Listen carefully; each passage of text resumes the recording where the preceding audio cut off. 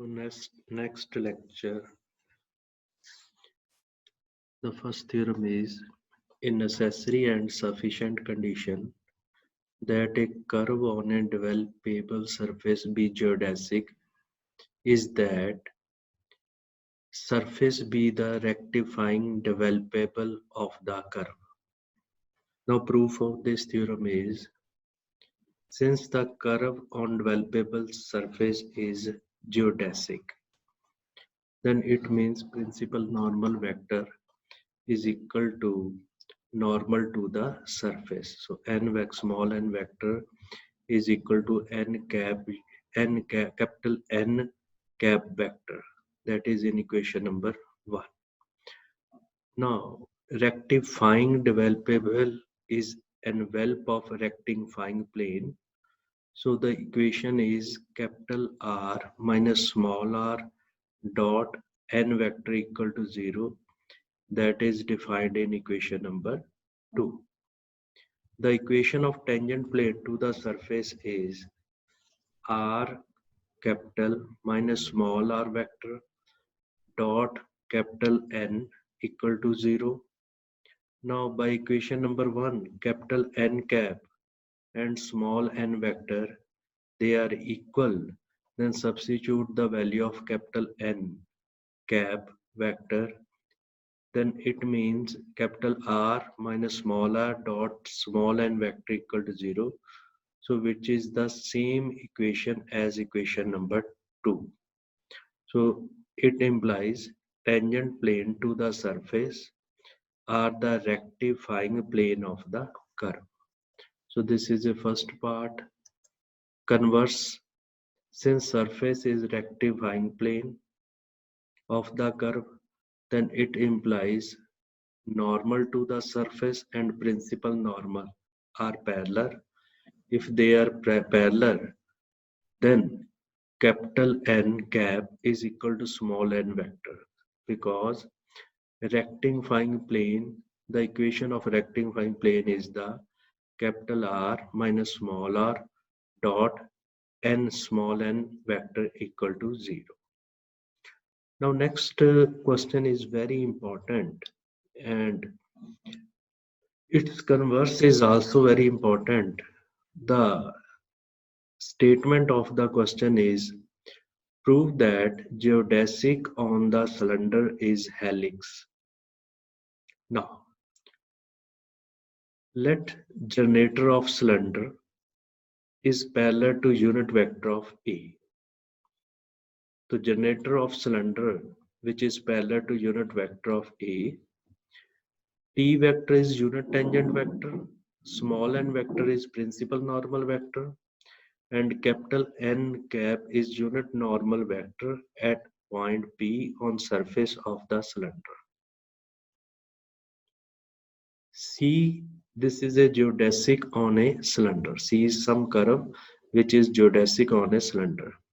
So by definition of geodesic, small n vector and capital N cap, they are equal.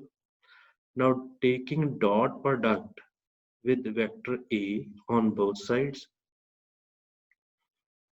it implies A vector dot small n vector, which is equal to A vector dot capital N cap. Since A vector dot N cap equal to 0, because A vector is along the generator and capital N vector, this is perpendicular to it. So this is a normal to the surface. So it means both are perpendicular. If both are perpendicular, then dot product is cos of 90 degree. So cos 90 degree is equal to 0. So it means A vector dot capital N vector equal to 0. So we get this equation multiply by kappa, and it implies A dot T dash equal to 0. T dash is derivative of T with respect to S. So A dot T dash equal to 0. So A dot dt by ds equal to 0, or A dot dt by ds plus dA by ds dot t equal to 0, because dA by ds equal to 0. This term is 0, so this equation can be written in this form. Because this term is 0, because A is a constant vector, it means d by ds A vector dot t vector equal to 0. It means A vector dot t vector equal to constant. It can be written as magnitude of A, magnitude of t, cos of angle between A and t. So it is a constant. It implies cos alpha equal to constant. It implies alpha equal to constant. Since geodesic cuts each generator at constant angle, it means geodesic cuts each generator at constant angle because alpha is a constant.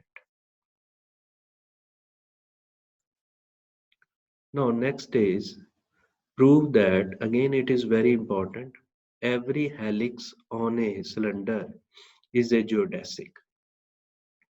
Let C be a helix on a cylinder. By definition, A vector dot T vector equal to 0. So differentiate with respect to S. We get A dot T dash equal to 0. Substitute the value of T dash, A vector dot kappa n equal to 0.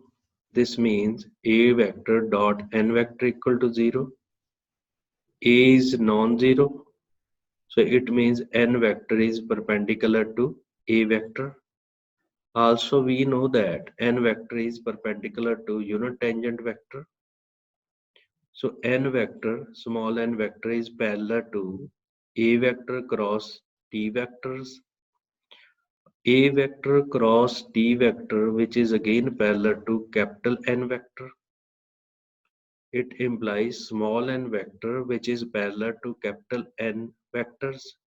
It implies small n vector, which is equal to capital N cap. Capital N cap means unit normal to the surface. So it is a principal normal vector to the curve.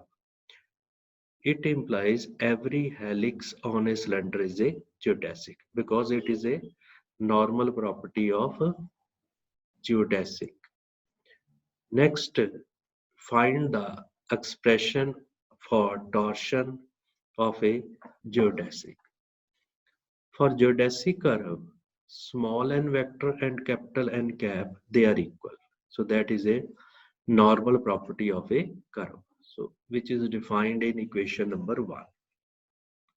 We know that B vector, which is equal to T cross N. So by using equation number 1, this small vector n can be replaced by capital N cap. Differentiate this equation with respect to S, we get B dash, which is equal to T dash cross N cap plus T cross N dash. Now substitute by Freenet formula. This B dash is equal to minus tau N vector, and this is T dash, which can be written as kappa N, and this T means R dash vectors. Now these are equal, these are parallel. So angle between them is 0. So sine 0 is 0. This term will become 0. And tau n cap can be written as capital N cap dash cross R vector dash. Now taking dot product with n cap in order to find the value of tau. So this will become tau, and this is n cap dot n cap dash cross R dash.